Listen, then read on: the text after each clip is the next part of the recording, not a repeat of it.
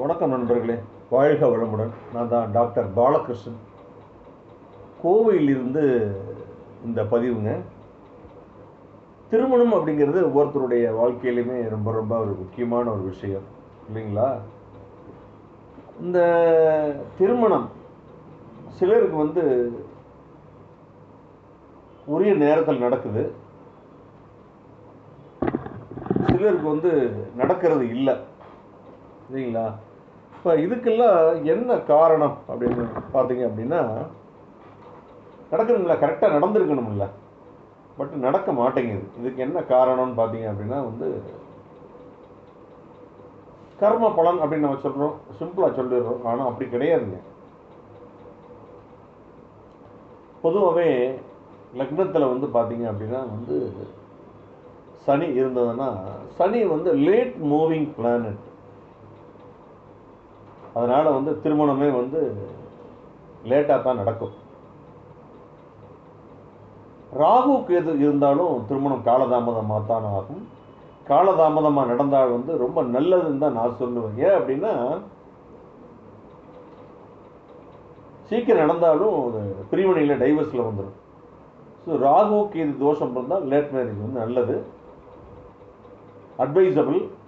32 வயசில் தான் அவங்க திருமணம் வேலை அப்படின்னு முழுமையாகவே அவங்க செட்டில் ஆகிறதுக்கு உண்டான வாய்ப்புகள் இருக்குது. அடுத்தபடியாக பார்த்தீங்கன்னா,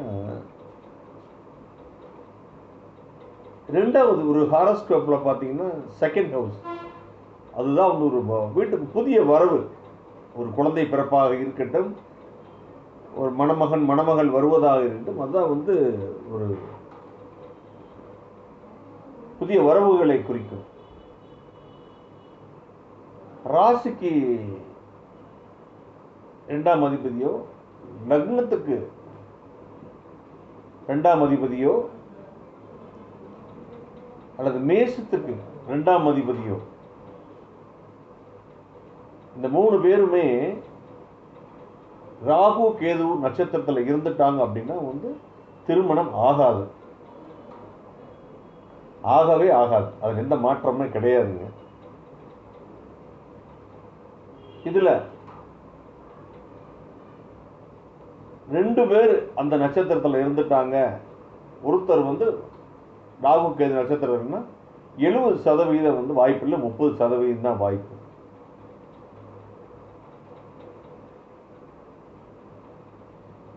ஒரு ஆள் அந்த நட்சத்திரத்தில் இருந்தாங்க, மற்ற 2 பேர் வேற நட்சத்திரம் இருந்தால் 70% வாய்ப்பு, 30% வாய்ப்பு இல்லை. 3 பேருமே ராகு கேது நட்சத்திரத்தில் இருந்தால் நிச்சயமாக திருமண வாய்ப்பு கிடையாது. இது ஒண்ணுங்க. சூரியன் சுக்கிரன் இடைவெளி இருக்குல்ல, சூரியனுக்கும் சுக்கிரனுக்கு இடைவெளி 8 டிகிரிக்குள் இருந்தால் அஸ்தமனம் ஆயிரும், திருமணம் நடக்காது. வாஜ்பாய் அண்ட் விவேகானந்தரோட ஹாரோஸ்கோப்பு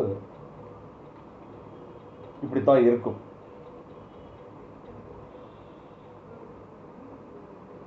நாற்பத்தி 2 டிகிரிக்கு மேலே சூரியனுக்கும் சுக்கிரனுக்கும் 42 டிகிரிக்கு மேலே விலகி இருந்தாலும்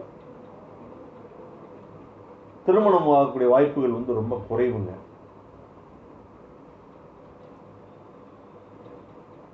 ரெண்டாவது, லக்னாதிபதி பலமா இருக்கணும், 7ஆம் அதிபதி பலமா இருக்கணும். திருமணத்துக்குரிய காரகன் பார்த்தீங்கன்னா சுக்கிரன், அவர் பலமா இருக்கணும். ஒரு பெண்ணாக இருந்தால் திருமணத்துக்குரிய காரகன் செவ்வாய், அவர் ரொம்ப பலமா, சுக்கிரன் பலமா இருக்கணும். கணவனை குறிக்கக்கூடிய செவ்வாய். ஒரு ஆணோட ஜாதகத்தில் சுக்கிரன் பலம் இல்லாமல் நீசம் இல்லாமல் இருந்தால் வரக்கூடிய மனைவி இதனால் பிரச்சனைகள் ஏற்படும். அதே மாதிரி ஒரு பெண்ணோட ஜாதகத்தில் செவ்வாய் பலம் இல்லாமல், ஸ்ட்ரென்த் இல்லாமல், மறைவு ஸ்தானங்கள் இருந்தால் வரக்கூடிய கணவர்களுக்கு ஒரு ஆண்மை இல்லாதவராகவோ, வேறொரு பெண்ணோட தொடர்பு உள்ளவராகவோ, கெட்ட பழக்க வழக்கங்கள் உள்ளவராகவோ இருப்பதற்கு உண்டான வாய்ப்பு இதெல்லாம் ஆய்வுக்குட்பட்ட விஷயங்கள் தான். விதிகள், விதிவிலக்கு எல்லாமே இருக்கு.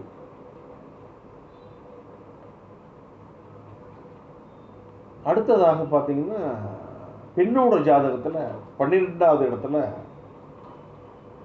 ஆண் இருந்தால் ஆணுக்கு வேறு தொடர்புகள் இருப்பதாக சாஸ்திரங்கள் சொல்கிறது. ஆணோட ஜாதகத்தில் 12வது வீட்டில் சுக்கிரன் இருந்தால் அந்த பெண்ணுக்கு வேறு ஆண் தொடர்பு இருக்கலாம்னு சொல்லுது.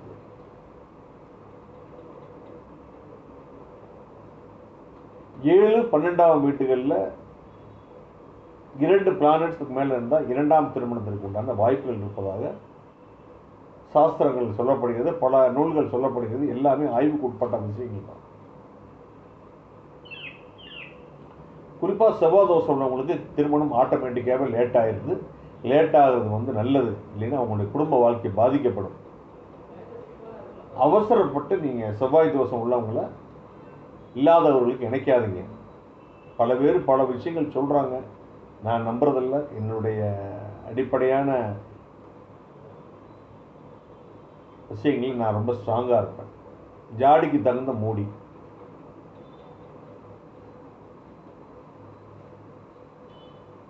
சில விஷயங்கள் மறைமுகமாக சொல்லப்படுகிறது. அது என்ன அப்படின்னா, செவ்வாய் தோஷம் உள்ளவங்களுக்கு ஆணாக இருந்தாலும் பெண்ணாக இருந்தாலும் அவருடைய பிறப்பு உறுப்பு திருமணத்தோட நோக்கமே தாம்பத்தியம், குழந்தை பெற்றுக் கொள்வது, பிசிக்கல் ரிலேஷன்ஷிப், இதெல்லாம் முக்கிய part and parcel of life. உறுப்பு பெரியதாக இருக்கும் அப்படின்னு சொல்கிறாங்க. அவ்வாறு இருக்கும்போது செவ்வாய் தோஷம் இல்லாத ஆணையோ பெண்ணையோ இணைக்கும் பொழுது அவருடைய உறுப்பு சிறியதாக இருக்கும். தாம்பத்தியத்துக்கு ஈடு கொடுக்க முடியாது. தாம்பத்தியத்தில் ஈடு கொடுக்க முடியவில்லை என்றாலே பிரச்சனைகள் உண்டாகிவிடும். ஒரு பெண்ணுக்கு செவ்வாய் தோஷம் ஆணுக்கு இல்லாமல் இருந்தால் அந்த பெண்ணை இவரால் தாம்பத்திய ரீதியில் திருப்திப்படுத்த இயலாது. அப்போ வேறொரு ஆணை நாடுகின்ற பொழுது குடும்பத்தில் பிரச்சனை ஏற்பட்டுவிடும். ஒரு ஆணுக்கு செவ்வாய் தோஷம் இருக்கும்போது அவருடைய பிறப்பு உறுப்பு நார்மலாக இருப்பதை விட பெரியதாக இருப்பதற்கு உண்டான வாய்ப்புகள் இருக்கு. அவ்வாறு இருக்கும் பொழுது செவ்வாய் தோஷம் இல்லாத பெண்ணுக்கு நார்மலான பிறப்பு உறுப்பு இருக்கும். அப்பொழுது தாம்பத்தியத்தில் பிரச்சனைகள் ஏற்படுவதற்கு உண்டான வாய்ப்பு உள்ளது. இது ஒரு மறைமுகமான ஒரு விஷயம். இதைத்தான் அந்த காலத்தில் ஓப்பனாக எதையுமே சொல்ல முடியாது என்கிற காரணத்தினால் யாரும் சொல்லவில்லை. மறைமுகமாக செவ்வாய் தோஷம். நீங்கள் ஒரு விஷயத்தை பார்த்தீங்கன்னா, ஒரு பெண் திருமணமாகி கணவன் வீட்டுக்கு செல்கிறார். கொஞ்ச நாள் கழித்து வரும் பொழுது, ஏமா அவங்க நல்லா வச்சுக்கிறாங்களா அப்படின்னு கேட்டால், சாப்பாடு போடாமலா இருப்பார்கள். மறைமுகமான சில கேள்விகள் தான் எல்லாமே. இதைத்தான் ஏமா நல்லா வச்சுக்கிறாங்களா, நல்லா பார்த்துக்கிறாராமா, சந்தோஷமா வச்சுக்கிறாராமா அப்படின்னு கேட்குறாங்களா. அதுக்கு இதுதான் காரணம். நான் நிறைய பேருக்கு திருமணம் ஆகலையே அப்படின்னா என்கிட்ட ரொம்ப வருத்தப்படுவாங்க. அம்மா நான் சொல்லுவேன், அம்மா வருத்தப்படாதீங்க, கல்யாணம் ஆகிற வரை ஆகலை என்று ஆனா ஏண்டா ஆச்சுன்னு இருக்கும். நீங்கள் வருத்தமே படக்கூடாது. கல்யாணம் பண்ணிட்டு police, court case, divorce case நடந்தால் உங்களுக்கு மன அழுத்தம், பெண்ணும் மாப்பிள்ளைக்கு மன அழுத்தம், தேவையில்லாத பிரச்சனைகள். அதனால் காலதாமத திருமணம் நல்லது தான் நான் சொல்லுவேன். வர பேரண்ட்ஸ்கிட்ட நான் தான் சொல்கிறேன். அதே மாதிரி செவ்வாய் சுக்கிரனுக்கு இடையில் பாவகிரகங்கள் இருந்தால் திருமண தடை ஏற்படும். செவ்வாய் சுக்கிரனுக்கு இடையில் சூரியன் இருந்தால் பெண் அல்லது ஆணுடைய தகப்பனாரால் தடை இருக்கும். சந்திரன் இருந்தால் அம்மாவால் தடை. செவ்வாய் இருந்தால் புதன் உடன் பிறந்தவர்கள், புதன் இருந்தால் மாமன்மார்கள், குரு இருந்தால் ஆசிரியரால் தடை இருக்கும். சுக்கிரன் இருந்தால் வேறொரு பெண்ணால் தடை இருக்கும். சனி இருந்தால் அங்கே பணி புரியக்கூடிய நபர்கள் கூட அந்த திருமணத்திற்கு தடையாக இருப்பதற்குண்டான வாய்ப்புகள் இருக்கிறது.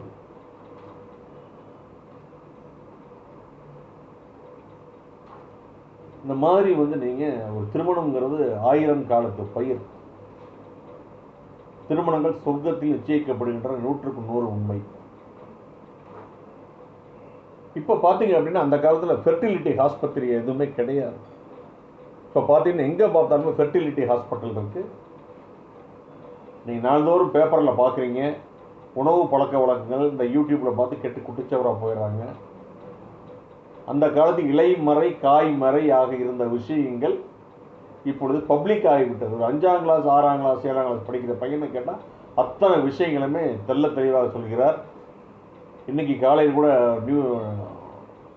யூடியூப்பில் ஒரு செய்தி நிறுவனம் சொன்ன நியூஸில் பார்த்தேன்.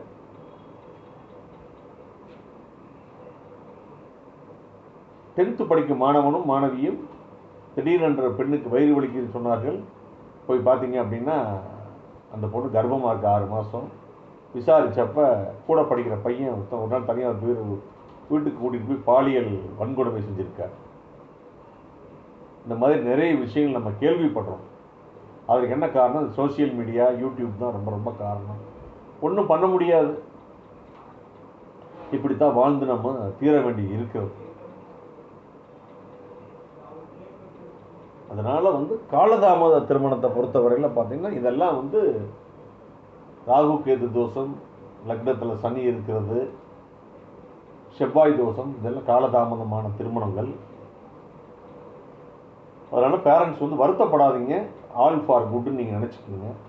ஒருவனுக்கு ஒருத்தி, அவருக்கு ஒருத்தர் பிறந்திருப்பார்.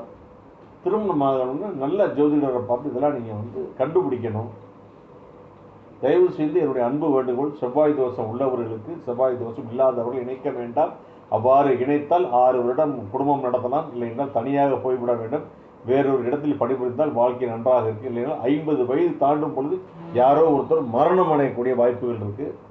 கிட்டத்தட்ட 10 ஜாதகங்களில் நான் கண்ட உண்மை. விதிகள் விதிவிலக்கு இருக்கிறது. அனைத்துமே ஆய்வுக்கு உட்பட்டவை. அந்த மாதிரி காலதாமதமான திருமணம் நடந்தது அப்படின்னா வந்து கேது பகவான். நீங்கள் பிள்ளையார்பட்டியில் வந்து விநாயகர் இருக்கார். விநாயகருடைய பிளஸ்ஸிங் நிறைய இருக்கணும். விநாயகர் பூஜை ரெகுலராக நல்லா பண்ணுங்கள். செவ்வரளி மாலை போட்டு முருகப்பெருமானை வழிபடுங்க. செவ்வாய்க்கு காரணம் முருகப்பெருமான். கந்தர் சஷ்டி கவசம் அடிக்கடி படிங்க. தடைகளை தகர்த்து எரியும். திருமணமாகாத பெண்களுக்கு, திருமணமான பெண்களுக்கு ஒரு லஞ்ச் அல்லது டின்னர் கொடுங்க. This is called power of positive thinking. பெண்கள் முருகப்பெருமானை வழிபடுங்கள். சுக்கிரன் ஆண்கள் மகாலட்சுமி வழிபடுங்கள். ஸ்வர்ணகலா பார்வதி ஹோமம் இதை பண்ணுங்க. அவரவர் வசதிக்கு தகுந்த மாதிரி திருமணமாகாத கஷ்டப்படுகின்ற சூழ்நிலையில் உள்ளவங்களுக்கு திருமணத்திற்கு உதவி செய்யுங்கள். இதுதான் நான் வந்து பெஸ்ட் ரெமடிஸ். மீண்டும் ஒரு நல்ல பதிவில் நான் உங்களை சந்திக்கிறேன்.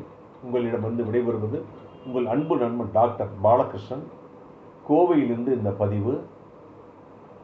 உங்களுக்கு ஆன்லைனில் அஸ்ட்ராலஜி கன்சல்டேஷன் வேணும்னு நினச்சிங்க அப்படின்னா 9443819269 என்னுடைய கான்டாக்ட் நம்பர், ஜிபே நம்பர். அனுப்பிச்சு ஸ்க்ரீன்ஷாட் அனுப்புனீங்கன்னா நான் வந்து உங்கள்கிட்ட நம்ம வாட்ஸ்அப்லேயே கூகுள் மீட்லேயும் நம்ம வந்து உங்களுடைய அனைத்து கேள்விகளுக்கும் வேதமும் விஞ்ஞானமும் இணைந்த பதிலாக இருக்கும். நீங்கள் அஸ்ட்ராலஜி பேசிக் எஜுகேஷன் படிக்கிறதுனால என் கூட படிக்கலாம். ஏற்கனவே படிச்சிருந்தீங்கனாலும் ஹையர் எஜுகேஷன் பிஹெச்டி வரை என் கூட சேர்ந்து இணைந்து பயணம் செய்யலாம். நான் மகரிஷி காலேஜ் ஆஃப் வேதிக் அஸ்ட்ராலஜியோட ஒருங்கிணைப்பாளர்.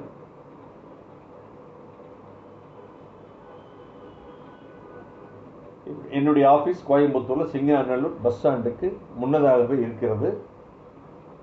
என்கிட்ட நீங்கள் வந்து அப்பாயின்மெண்ட் ஃபிக்ஸ் பண்ணிவிட்டு நீங்கள் தாராளமாக வரலாம். உங்களுடைய அனைத்து கேள்விகளுக்கும் வேதமும் விஞ்ஞானம் இணைந்த பதில் கிடைக்கும். நன்றி, வணக்கம். நான் வந்து பார்த்தீங்கன்னா என்னுடைய கல்வி தகுதி பார்த்தீங்க அப்படின்னா வந்து நான் BA, post graduate diploma in personnel management and industrialisation, post graduate diploma in business administration, post graduate diploma in financial and taxation, MA astrology, PhD in astrology. நன்றி, வணக்கம். வாழ்க வளமுடன்.